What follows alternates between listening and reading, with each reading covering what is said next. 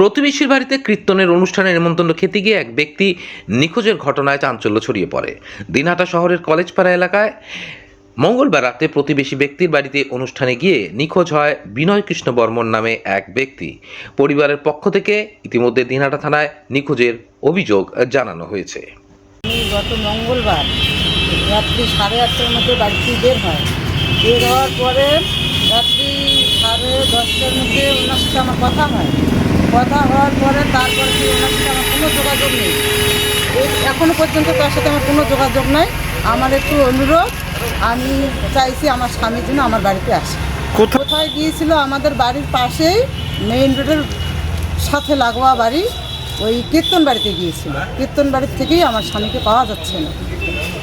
সেটা হলো 1 নম্বর ওয়ার্ড কলেজপাড়া, ওখানে মৃদুল দাসের বাড়িতে আর কি, মৃদুল দাসের বাড়ি কীর্তনটা হয়েছে, কিন্তু তাকে পাওয়া যাচ্ছে না। আমি এটাই অনুরোধ করতেছি আমার স্বামীকে যেন আমি বাড়িতে পাই। আর কোনো কিছু, আমার কোনো অভিযোগ নাই, অন্য কোনো কিছুই নাই। গতকাল এখানে একটা মিসিং ডায়েরি করা হয়েছে।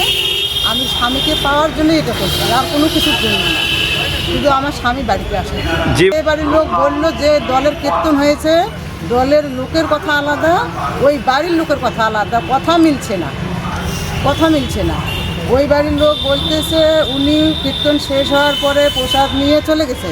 হ্যাঁ, আর কীর্তনের দলের লোকের সঙ্গে কালকে দেখা করলাম, ওরা বললো ওই দাদা প্রসাদ খায়নি, শুধু একটু ফল নিছে। হ্যাঁ, ফল নেওয়ার পরে আমরা চলে গেলাম প্রসাদ খাওয়ার পরে। আর ওই দাদা 4 জন ব্যক্তি ছিল, ওনার সাথে চেয়ারে বসে মানে হাসাহাসি কথা বলতেছিল। হ্যাঁ, হাসাহাসি কথা বলতেছিল। তারপরে কী হয়েছে সেটা ওরা তো গেছেই বলতে, কিন্তু ওই লোক যে কয়েকজন ছিল ওদের নামটাও আমাকে বলছিল।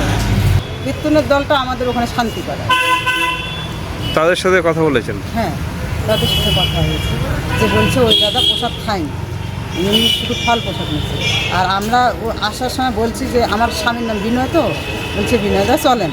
তো বলছে আমার লোক বলছে যে হলো যান, আমি পরে আসতেছি। এইটুকুই কথা। মোবাইলে যোগাযোগ হচ্ছে না, মোটামুটি 10:30টায় তো হইলো আমার সাথে কথা। তারপরে 11টা আমি ভাবছি আসবে কীর্তন থেকে। শুধু সেই দিনে যে কীর্তন তা না তো, ও হামেশাই কীর্তন করে, রান্না বান্নার কাজ করে। হ্যাঁ, বিভিন্ন রকমের কৃষিকাজও করে, আমাদের যাই হোক এগুলো কাজ করে। তা আমি জানি যে আসবে রাত্রি 11টা বাজে, 12টা বাজে নাই। আবার ফোন করি, ফোনে বলে উপলব্ধি নেই। আবার করি, তারপরে লাস্ট 2টার সময় আবার ফোন করলাম, দেখি ফোন করে কী ব্যাপার, টাইম ওভার হয়ে গেলে একটা টেনশন, আসতেছে না লোকটা। তখন ফোন করলাম, সুইচ অফ একবারে মোবাইল, সুইচ অফ।